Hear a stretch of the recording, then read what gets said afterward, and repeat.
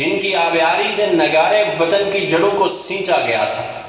پاکستان کی آزاد فضاؤں میں سانس لینے والی آج کی نسلیں اندازہ بھی نہیں کر سکتی کہ وہ اس وقت مسلمانوں کی صورتحال کیا تھی۔ کیا آپ نے کبھی سوچا کہ پاکستان بنا کیوں؟ اس کے لیے ماضی کے جھروکوں میں جھانک کر ان عوامل کو سمجھنا ہوگا کہ جن سے برصغیر پاک و ہند کے مسلمانوں کے لیے ایک علیحدہ ریاست کا قیام ناگزیر ہو گیا تھا۔ 1857 کی جنگ آزادی لڑی جا چکی ہے، جسے انگریز نے بغاوت کا نام دے کر پوری طرح کچل دیا تھا، اور اب ہندوستان کے طول و عرض پر سلطنت برطانیہ کا یونین جیک لہرا رہا تھا۔ فتح کے بعد انگریز فوجوں نے شہری آبادی سے خوفناک انتقام لیا، لوگوں کو بے دریغ قتل کیا گیا، سینکڑوں کو پھانسی پر چڑھا دیا گیا، ہزاروں نفوسوں کو گولیوں سے اڑا دیا گیا۔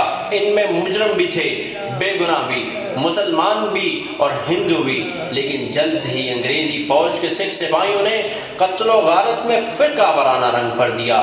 مسلمان چن چن کر قتل کیے گئے، بہت سے مقتدر اور متمول مسلمانوں کی جائیدادیں تباہ ہو گئیں، وہ کوڑی کوڑی کو محتاج ہو گئے۔ پھر اگست 1858 ملکہ وکٹوریہ کے ذریعے ایسٹ انڈیا کمپنی کا خاتمہ کر کے ہندوستان کو تاج برطانیہ کے سپرد کر دیا۔ ہندوستان کے مسلمان چونکہ اس جنگ آزادی میں پیش تھے، لہٰذا اب انگریز کے عتاب کا خصوصی نشانہ بنے۔ اس بغاوت کو کچلنے میں انگریزوں کے دستے راست زیادہ تر ہندو تھے، سو انگریزوں نے ہندوؤں پر اپنے لطف و کرم اور مراد کے دروازے کھول دیے، جبکہ برصغیر کا مسلمان سیاسی، معاشی اور تعلیمی لحاظ سے پستی کی دلدل میں دھنستا چلا گیا۔ مسلمانوں پر جدید علم کے دروازے بند کر دیے گئے اور خود مسلمان بھی نئی دنیا میں دور ہوتے چلے گئے۔ جنگ آزادی میں ہندو اور مسلمان مل کر ہندوستان کے لیے لڑے، لیکن اس کے بعد انگریز کی سازش اور کچھ ہندوؤں کے رویے کی وجہ سے مسلمان اور ہندو الگ الگ قوموں کی صورت میں بٹ گئے۔ یوں پہلی مرتبہ دو قومی نظریے کی بنیاد پڑی۔ دو قومی نظریہ کیا ہے؟ اس کی بنیاد کیا ہے؟ اس کا اندازہ بانی پاکستان حضرت قائد اعظم کی اس تقریر سے کیا جا سکتا ہے جو انہوں نے 8 مارچ 1944 کو علی گڑھ یونیورسٹی میں طلباء سے اجتماع میں کی تھی۔ انہوں نے کہا تھا، پاکستان اس دن مارز وجود میں آ گیا تھا جب ہندوستان میں پہلا غیر مسلم مسلمان ہوا تھا۔ 18 نومبر 1945 کو بابا قوم نے ایڈورڈ کالج پشاور میں تقریر کرتے ہوئے فرمایا، ہم دو قوموں میں صرف مذہب کا فرق نہیں، ہمارا کلچر ایک دوسرے سے الگ ہے۔ ہمارا دین ہمیں ایک ضابطۂ حیات دیتا ہے جو زندگی کے ہر شعبے میں ہماری رہنمائی کرتا ہے۔ ہم اس ضابطہ کے مطابق زندگی بسر کرنا چاہتے ہیں۔ جب طاقت نہ رہے تو قوت ارادی تیز ہو جاتی ہے۔ ایسی ہی آہنی قوت ارادی اور عزم لے کر کچھ لوگ سامنے آئے جنہوں نے مسلمانوں کی زبوں حالی کو دیکھتے ہوئے مستقبل کی نا امیدی اور بے بسی کا ادراک کر لیا اور قوم کی بگڑی ہوئی تقدیر کو تدبیر سے سنوارنے کا بیڑا اٹھایا۔ زندہ قومیں اپنے راست جذبوں سے پہچانی جاتی ہیں، ان کا ارادہ ان کے نصب العین کا تابع ہوتا ہے، وہی نصب العین ان کی سمت کا تعین کرتا ہے۔ برصغیر کے مسلمانوں کی سمت کا تعین ہو چکا تھا اور اس جانب باقاعدہ پیش قدمی کے لیے ایک مرکزی پلیٹ فارم کی داغ بیل ڈالی گئی اور یہ کوششیں بلاخر قیام پاکستان کی صورت میں ثمر آور ہوئی۔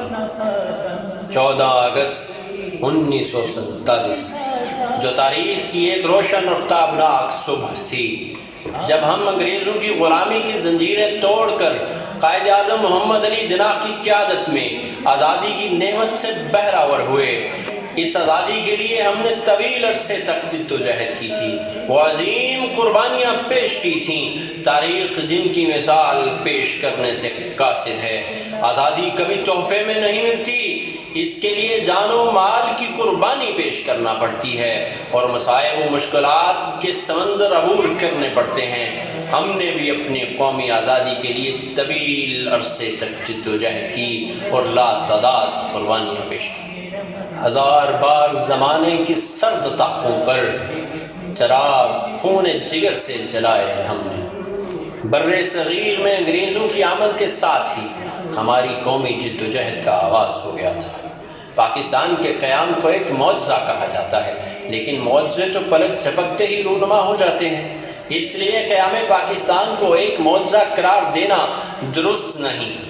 اس کے قیام کے لیے طویل عرصے تک جد و جہد کی گئی، اس کی خاطر بے پناہ قربانیاں دی گئیں۔ مسلمانان ہند نے اپنی آزادی اور اپنی علیحدہ اسلامی مملکت کے قیام کے لیے جو قیمت ادا کی، اس کا اندازہ ان اعداد و شمار سے لگایا جا سکتا ہے کہ 1 کروڑ مسلمانوں کو ان کے آبائی گھروں سے نکال کر انہیں پاکستان میں پناہ لینے پر مجبور کیا گیا۔ ان میں سے زیادہ تعداد مشرقی پنجاب سے آنے والے مہاجرین کی تھی۔ صرف دسمبر 1947 تک 47 لاکھ سے زائد مہاجر پاکستان پہنچے تھے۔ یہ دنیا کی سب سے بڑی ہجرت تھی۔ 10 سے 15 لاکھ مسلمانوں نے جام شہادت نوش کیا۔ ان میں بیشتر تعداد عورتوں اور بچوں کی تھی۔ قریباً 1 لاکھ مسلم خواتین کو اغوا کر کے ان پر مجرمانہ حملے کیے گئے۔ کروڑوں روپے کی مالیت کی جائیدادیں لوٹ لی گئیں۔ اگر پاکستان نہ بنتا تو مسلمانوں کی علیحدہ قومی حیثیت ختم ہو جاتی۔ اس کے لیے ہندوستان کے موجودہ حالات کو سامنے رکھیے۔ وہ ہندو قومیت کا محض ایک ضمیمہ ہوتے، ان کے مذہب اور تہواروں پر پابندی لگا دی جاتی، مساجد مندروں میں تبدیل کر دی جاتی۔ بابری مسجد کا واقعہ سب کے سامنے ہے۔ ہندوستان کے کروڑوں مسلمان اس مسجد کو مندر میں تبدیل ہونے سے نہ روک سکے۔ ہندوستان جانے والے سیاح جانتے ہیں کہ مسلمانوں کی کتنی ہی مساجد ویران کی جا چکی ہیں۔ اذان، نماز اور اسلامی شعار کا بھارت میں مذاق اڑایا جاتا ہے، سب کے سامنے ہے۔ 1971 میں میرٹھ میں عید کی نماز کے موقع پر درجنوں خنزیروں کو عیدگاہ میں دھکیل دیا گیا تھا۔ گائے ذبح کرنے پر بھارت کے متعدد صوبوں میں پابندی عائد ہے۔ عید قربان پر گائے کی قربانی کے لیے سینکڑوں مسلمانوں کو خود قربان ہونا پڑتا ہے۔ مسلمان لڑکیوں کی قومی یکجہتی کے نام پر ہندو لڑکوں سے شادیاں زبردستی کروا دی جاتی ہیں، لیکن یہ قومی یکجہتی کا مسئلہ یک طرفہ ہے۔ اگر کوئی ہندو لڑکی اپنی رضامندی سے مسلمان لڑکے سے شادی کرے تو سارے ہندوستان میں اضطراب پیدا ہو جاتا ہے۔ اس کا بدلہ مسلمانوں کا قتل عام کر کے لیا جاتا ہے۔ حج کی سہولتیں زر مبادلہ پر پابندی کے نام پر بھارت محدود تعداد میں مہیا کی جاتی ہیں، وہ بھی محض دکھاوے کے لیے۔ تعلیمی اداروں میں مسلمان بچے بندے ماترم اور اس نوعیت کے ترانے گاتے ہیں، گاندھی کی تصویر کے سامنے ہاتھ جوڑ کر کھڑے ہوتے ہیں۔ دینی کتب کی بجائے رامائن اور بھگوت گیتا پڑھائی جاتی ہے۔ مسلمان بچے تہواروں سے زیادہ ہولی اور دسہرے کے تہواروں سے واقف ہیں۔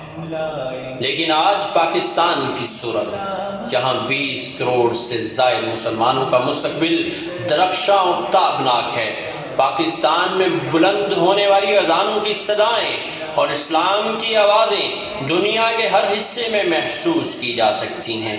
پاکستانی مسلمانوں کی اکثریت خدا کی ناشکری نہیں، وہ اللہ کی اس عنایت کے لیے جتنا شکر ادا کریں کم ہے۔ نہ ہم میں کوئی صنم کدا ہے، ہمارے دل میں بس ایک خدا ہے۔ جھکے سروں کو اٹھا کر دیکھو، قدم کو آگے بڑھا کے دیکھو، ہے ایک طاقت تمہارے سر پر، قدم قدم پر جو ساتھ دے گی، اگر گرے تو سنبھال لے گی۔ بنیاد بقا ہے، اسلام کی بنیاد پہ یہ ملک بنا ہے، اسلام ہی اس ملک کی بنیاد بقا ہے۔